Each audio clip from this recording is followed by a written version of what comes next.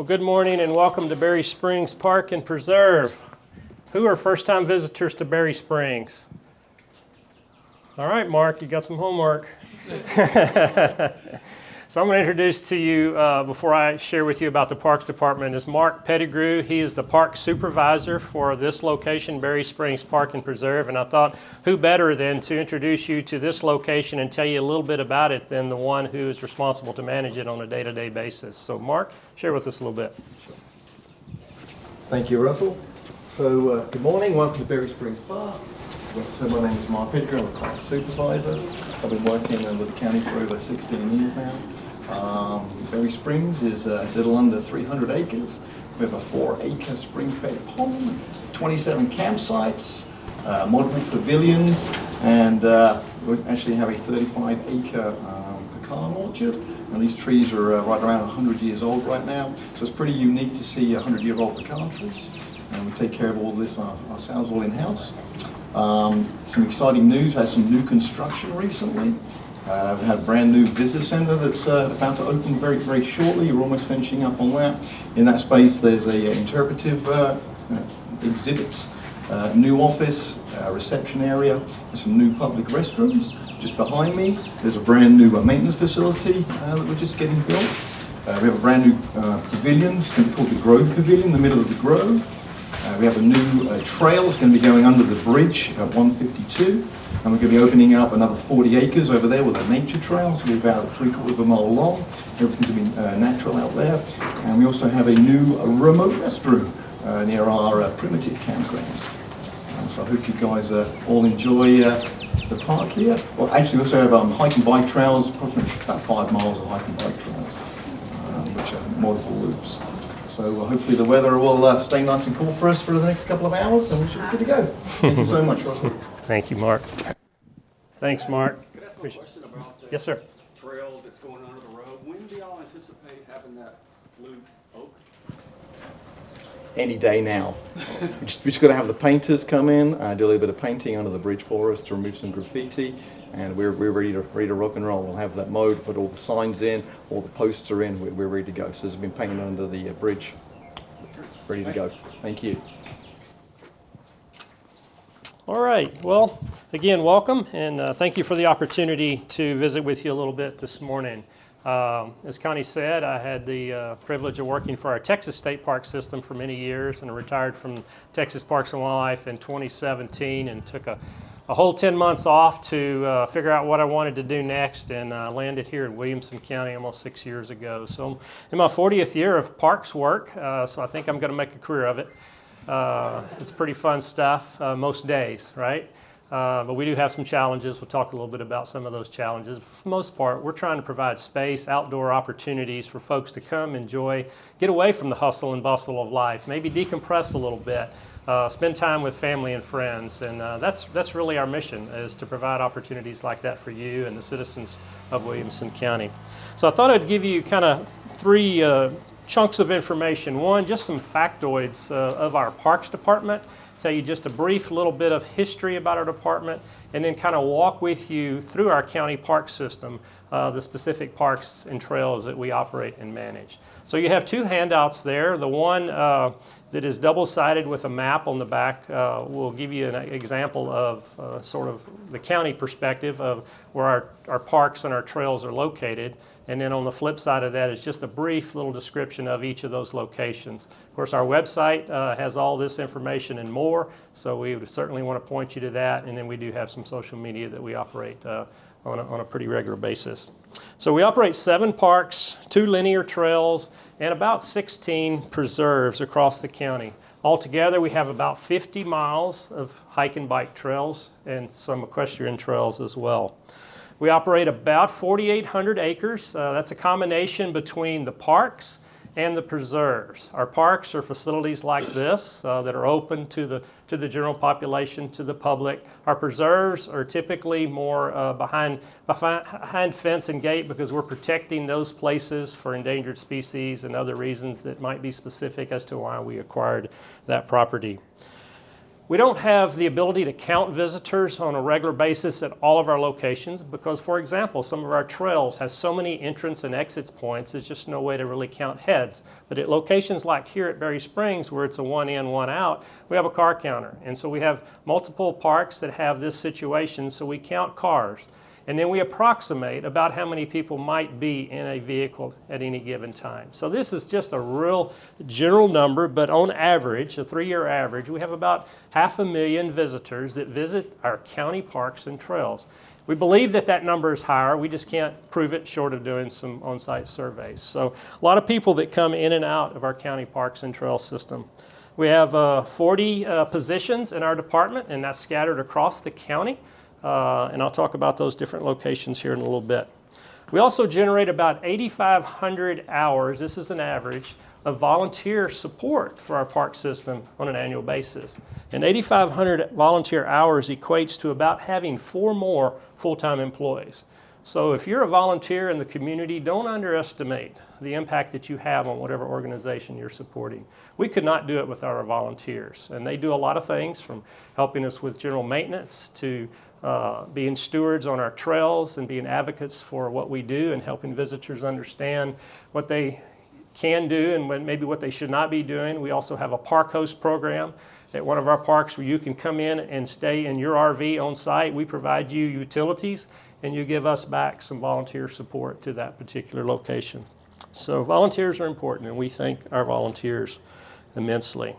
We do have some of our facilities where we charge some fees. For example, if you were to want to use this facility that you're under right now, there is a fee to rent that. As a general rule, though, you don't have to pay an entrance fee to Berry Springs Park and Preserve, nor do you have to access the Brushy Creek Regional Trail, for example. But if you want to go over to the Expo Center and use some of that facility, there is a fee associated with that rental. So we have a combination of fee-based and non-fee-based facilities. As a general rule, we generate about $1 million a year across our Parks Department through our fee system. That goes back into the county's budget and helps support us on an annual basis. We don't get those dollars back dollar for dollar, but we get the benefit of supporting the county's revenues. And then lastly, our operating budget, if you include personnel and our annual operating budget, we're about a $4 million operation for your county parks department. History. When do you think our county parks department originated? Anybody have an idea?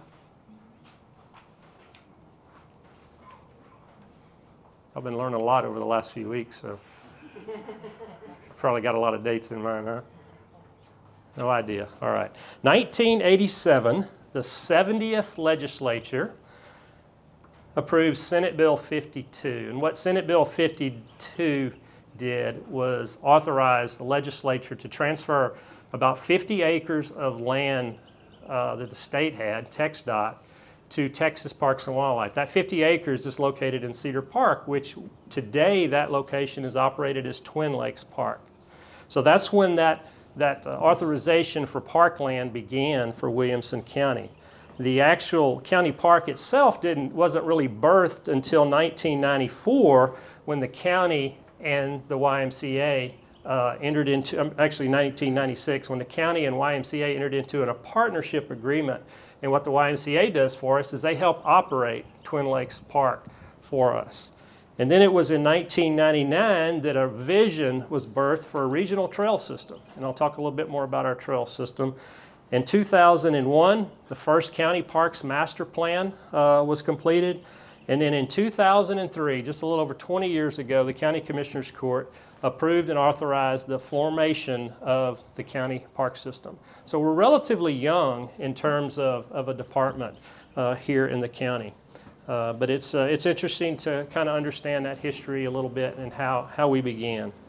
So how did the parks get developed? I mean, how did Berry Springs become a park? Well, it was thanks to you, citizens of Williamson County, that voted for park bonds over the last 20 plus years. In 2000, there was a $25 million parks bond that was authorized by citizens. In 2006, there was $22 million. In 2013, there was $40 million. In 2019, it was $35 million, and then in 2023, just a couple of years ago, it was $59 million. So a total of $181 million of voter-approved park bonds have been instrumental to us developing your county park system over the last 20 plus years. One thing that you need to know about the county park system is we operate under what we call a passive recreation model. Any idea what a passive recreation model is? Well, let me tell you. Have you been to a state park? You've been to Berry Springs? What you see and feel in those kind of destinations fits the definition of what we call passive recreation. So we provide space, we provide some facilities. You come and enjoy those. Trails, picnics, camping, those kind of things. An active recreation model is what you might see in a local city parks department. Softball fields, soccer fields, tennis courts, pickleball, on and on and on, right? And so what the county decided to do some years ago is say, moving forward, anything we do in our county park system, we're going to model the passive recreation model. So that's why you won't see Williamson County build any other parks that would include sport fields and active recreation facilities. We do have one, and that was actually the first park that the county operated and opened, and that's Southwest Williamson County Regional Park at the corner of Leander, Cedar Park, and Round Rock. And that's represented on the information you have there. And that we do have 11 soccer fields, 2 softball fields, 6 pickleball courts, 2 cricket, go on and on. We got a miniature train. We've got a lot of activity that's going there. And on any given day, that park turns into a little city at about 5:30. Because you know what's happening? Parents are dropping off little Johnny and little Susie to soccer practice or softball practice. And that park comes alive from about 5:30 till 10 o'clock during the school years, spring and fall. And in the summer, it shifts a little bit. We have a splash pad that opens this Saturday. Fingers crossed. We always seem to have some plumbing or some electrical something surprise us in the 11th hour, but we think we're ready. So Saturday morning at 10 o'clock, we'll be opening the Corey Splash Pad at Southwest Regional Park. So that is at a high level, a little bit of who we are as a department, a little bit of how we originated, and kind of the fundamental reason for the way we operate and why we have parks like Berry Springs as a passive recreation facility. So let's move through our parks, if you will. We've already heard from Mark on Berry Springs Park and Preserve. Next up, or let me just talk just briefly about Twin Lakes Park, again, our originating park for the county. We do have a partnership agreement, as I mentioned, with the YMCA, and they have property that they own adjacent to Twin Lakes Park where they operate their rec center and other activities, but they help us operate the public facility of that location. It's a trailhead to the Brushy Creek Regional Trail and gets lots of folks that enter that trail system at Twin Lakes Park. Next up would be Brushy Creek Regional Trail. You've heard of that trail system? It's about an 8-mile segment between Cedar Park and almost Round Rock. And I say almost, we have a 1.5 mile gap that we're fixing to begin construction on that we're going to close, and that's going to allow linkage from Cedar Park to Round Rock directly. And then once you get into the Round Rock Trail system, you can get up to Georgetown and hopefully one day over to Hutto. And then we have this big vision of getting over to Taylor and maybe even one day up to Granger Lake. So from east to west, we also have a vision of moving our trail system north and south from Southwest Regional Park up to Lake Georgetown, and we're working with the city and developers to make that happen as well. So when you think about Brushy Creek Regional Trail, it's just a segment of a countywide trails network, and that is real important to our county leadership, that we improve and enhance the ability to improve connectivity between our communities. So the public doesn't necessarily care whether you're in Round Rock or Cedar Park or on the county. They just want to get from A to B to C, right? And so we're just trying to work together to make that happen through our regional trail system. Champion Park is connected, or it's a trailhead on the Brushy Creek Regional Trail. It's located in Cedar Park, and there we have a couple of pavilions similar to this that you can rent. Have a little play area for the kiddos. Actually, it's not little, it's pretty large. And then, of course, you can hop on the Brushy Creek Regional Trail at Champion Park.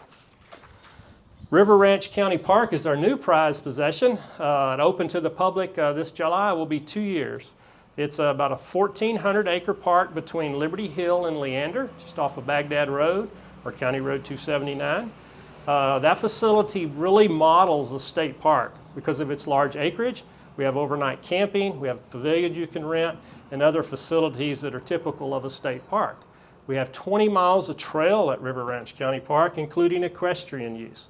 So a lot of activities that you can do there, and we're just now really getting going there. We have an interpretive center. You can go in and look at a bunch of different exhibits, real hands-on, interactive.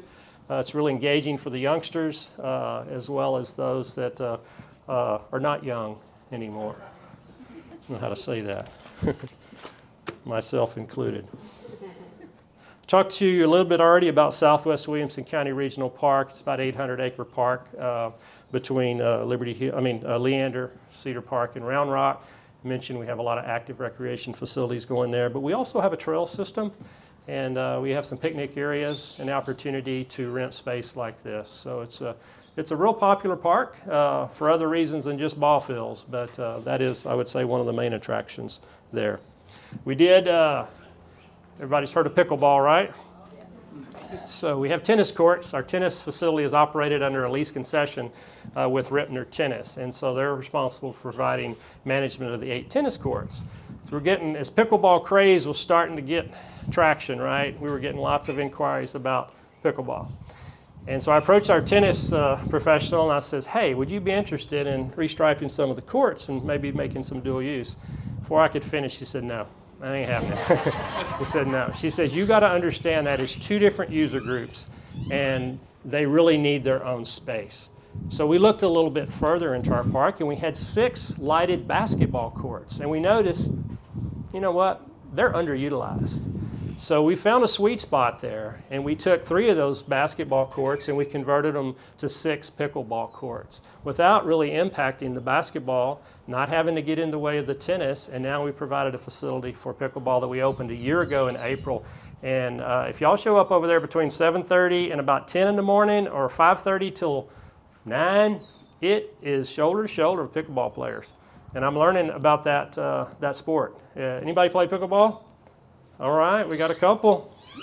It's fun. I've tried it, but it's a great way for us to have met a need in our community without adversely impacting another user group. So we're pleased to be able to do that. The last facility that we operate that I'll talk to you about is the Expo Center in Taylor. Are you familiar with that? Some of you? It's a large facility that you can rent different components of it, from indoor space, or if you're into equestrian or the agricultural community, we have arenas and show barns that you can do that as well. So it is a very busy facility and growing in popularity. We have about 82 events a year right now that occur any day of the week. Most of them are on weekends, but that facility is becoming very utilized, and it is a challenge to operate because when you flip an event that ends on Sunday and you got to have it ready for Thursday for a new group to move in, it can sometimes be a challenge, particularly if you got 180 horse stalls that are all full of shavings that you got to shovel those out, clean them, and get them ready for the next group. So I learned a lot about an event facility in my time here, and really have come to appreciate the hard work that our staff goes through to make that happen. But it is growing in size. Right now under construction is an 88,000 square foot covered arena that's being built on the west side of the facility, due to be complete this fall. And it's going to allow us to grow not only the number of events, but the size of events. It's a pretty impressive facility that's going up if you happen to drive by it.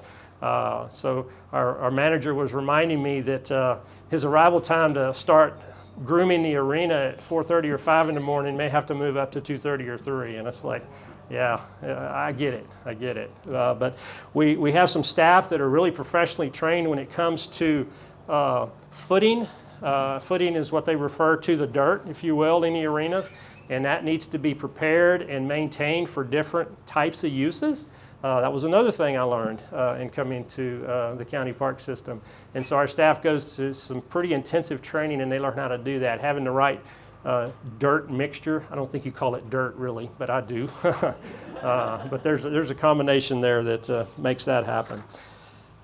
couple more things and I'll wrap up and take some questions. On our website, you can link to what we call ActiveNet. ActiveNet is our reservation system.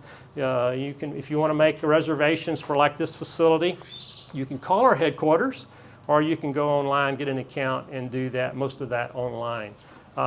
When you're renting the Expo Center, we do handle those one-on-one because everybody's event is a little different. So it's kind of hard to put an online reservation system for an event that is typically totally different than the previous one that we had the weekend before.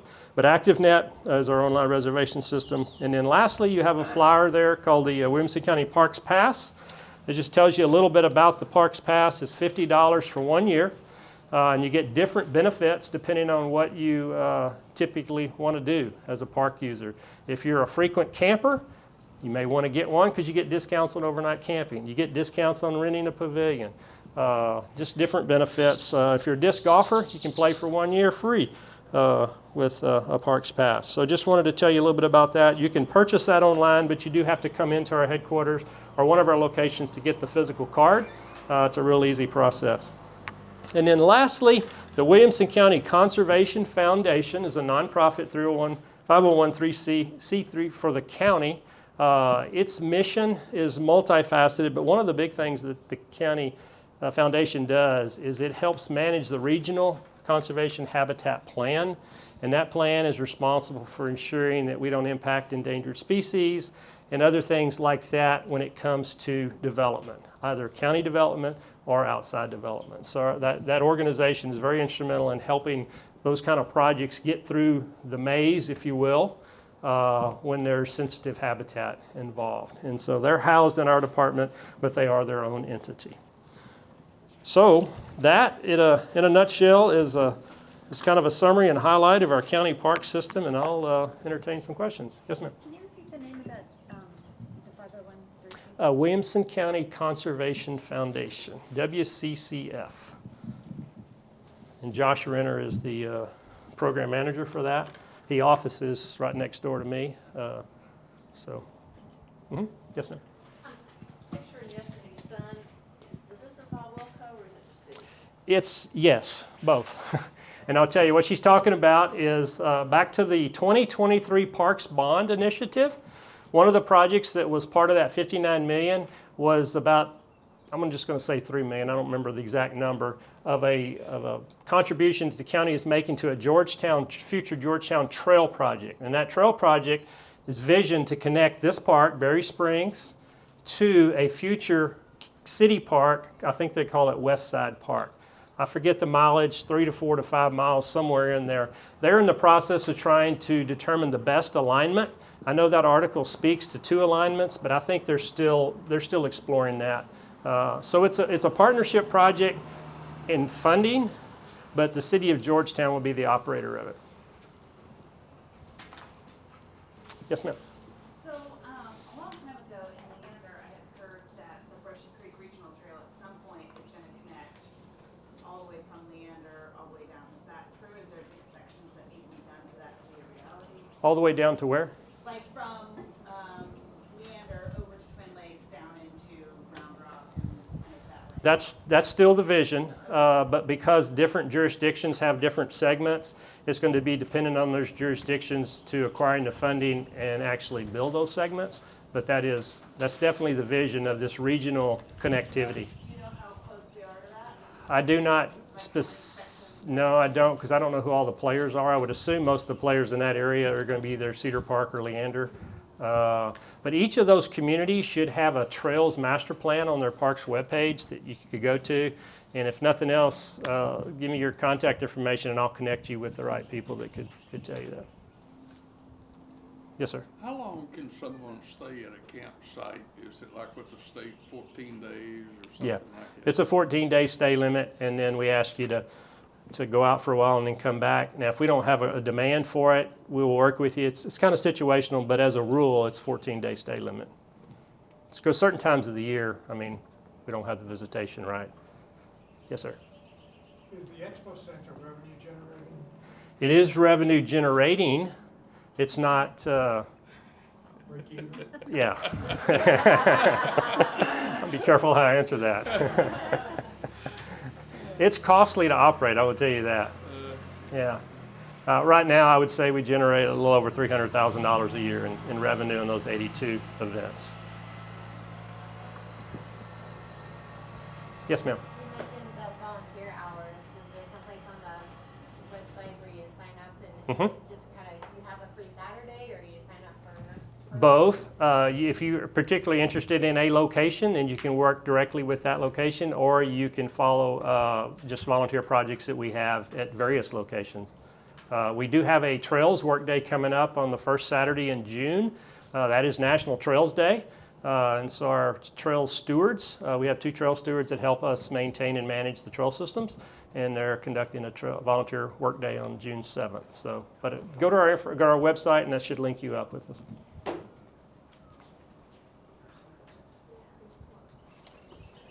Well, thank you for your time. Thank you for being here, and hope we'll see you in the park.